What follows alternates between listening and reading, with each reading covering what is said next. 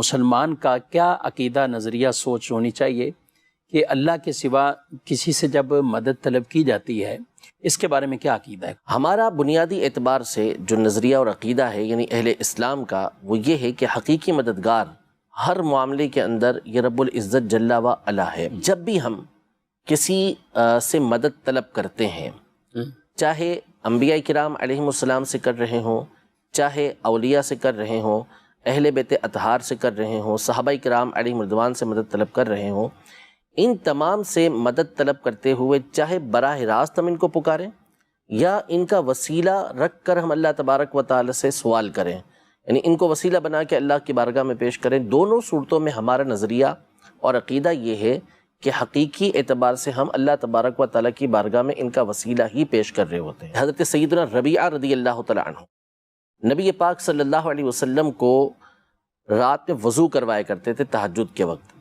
تو آپ یہ فرماتے ہیں کہ کنت ابیت، میں رسول پاک صلی اللہ علیہ وسلم کے ساتھ رات گزارتا تھا، یعنی آپ علیہ السلام کے لیے پانی تیار رکھتا تھا۔ تو ایک مرتبہ نبی پاک صلی اللہ علیہ وسلم نے ان سے ارشاد فرمایا سل ربیعہ، اے ربیعہ مانگ، یعنی جو مانگنا ہے مانگ لو، دریائے رحمت جوش پہ تھا۔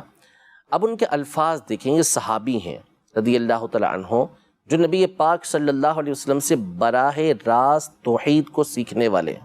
ٹھیک، سوال دیکھیں، اسألک مرافقتک فی الجنہ یا رسول اللہ، یعنی میں آپ سے سوال کرتا ہوں، آپ سے سوال کرتا ہوں کہ جنت میں آپ کے ساتھ رہوں۔ سوال کس سے کیا، مانگا کس سے؟ سوال کرنا ہوتا ہے مانگنا کسی سے، مانگا کس سے؟ نبی پاک صلی اللہ علیہ وسلم سے۔ مانگی کیا چیز؟ جنت کے اندر رفاقت، جنت کے اندر ساتھ۔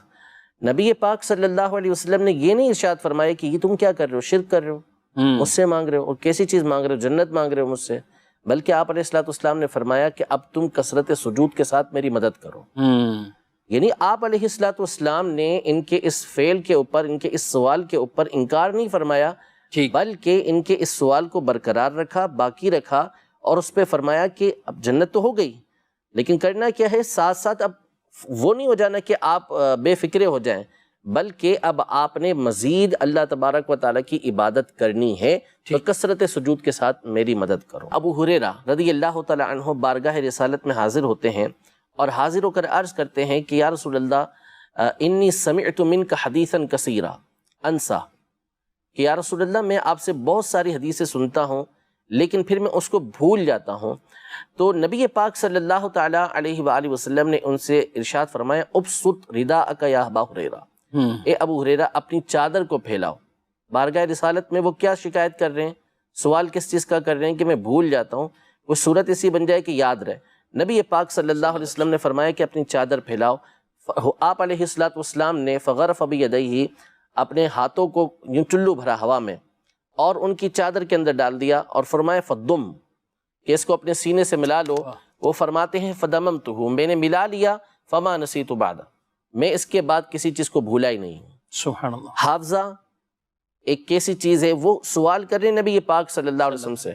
نبی پاک صلی اللہ علیہ وسلم نے یہ نہیں فرمایا دیسی دوا کھاؤ جا کے، معجون کھاؤ یا خمیرے کھاؤ، بلکہ نبی پاک صلی اللہ علیہ وسلم نے عطا فرمایا کہ چادر پھیلاؤ، اور اس میں آپ نے ایک چیز ڈالی اور فرمایا کہ اس کو اپنے سینے سے لگا لو، اس کے بعد وہ بھولے بھی نہیں۔ اور چیز بھی بظاہر نظر آنے والی، یعنی مٹھی بند کر کے آپ حافظہ دے دیا ان کو، حافظہ، ماشاءاللہ، اور ان کو یہ فائدہ بھی پہنچا۔ اب مجھے بتائیں کون سا حکیم ہے جس کے پاس آپ جائیں گے اور اس کو کہیں گے کہ بھائی میرا حافظہ کمزور ہے، بھول جاتا ہوں، کیا کروں؟ وہ اٹھا کے یوں چادر میں آپ کے ڈال دے اور آپ کو بولے کہ لگا لو سینے سے اور فیس دے دو میری، تو کوئی فیس دے گا اس کو؟ وہ خمیرہ دے گا آپ کو، طرح طرح کی دوائیاں دے گا جس سے آپ کا حافظہ مضبوط ہو، ٹھیک ہے؟ کون ہے ایسا کہ جو کسی شخص کے پاس جا کے یہ کہے کہ میں آپ کے ساتھ جنت کے اندر رہنا چاہتا ہوں؟ ظاہر ہے کہ یہ اسی کو کہا جائے گا کہ جس کے بارے میں یہ اعتقاد ہو کہ اللہ پاک اس کو اس بات کی قدرت دے گا، اللہ پاک کی عطا سے یہ چاہیں تو مجھے حافظہ دے سکتے ہیں، اللہ پاک کی عطا سے چاہیں تو میری جو مصیبت ہے، میری جو پریشانی ہے وہ دور کر سکتے ہیں، مجھے حافظہ عطا کر سکتے ہیں۔